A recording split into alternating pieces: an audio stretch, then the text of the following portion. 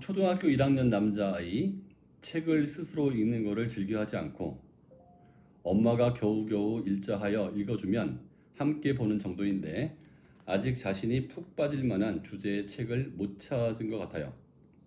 자신이 푹 빠질 만한 주제의 책을 찾아야 관심 있게 스스로 보려고 한다는 말은 듣긴 했으나 책에 흥미도 없고 혼자 읽으려 하지 않으니 어떻게 도와줘야 할지 어렵네요. 문제집을 풀 때도 서술형 문제나 긴 지문, 긴 문장 등은 이해가 어려운 것 같고 덤벙거려서 지문을 꼼꼼히 읽질 못해 틀리는 경우도 있어요. 좋은 방법 있으면 알려주세요. 이렇게 했는데요.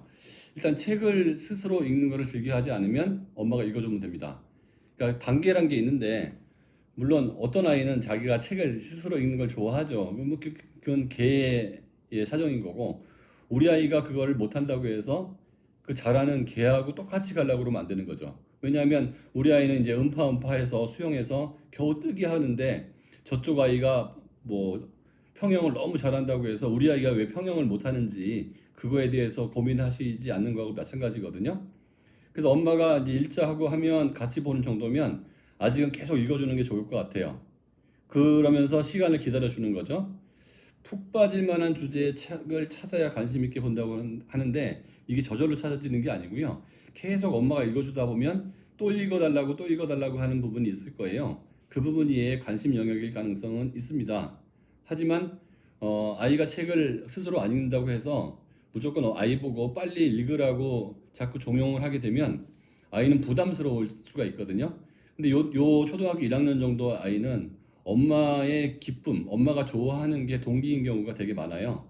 그래서 엄마가 책을 갖고서 아이한테 자꾸 뭔가를 하라고 한다든지 아니면 걱정한다든지 아니면 뭐 비난한다든지 혼낸다든지 이러면 책 때문에 엄마하고 사이가 나빠지기 때문에 책을 더 안 읽을 가능성이 많으니까 그거는 피해 주시는 게 좋을 것 같고요.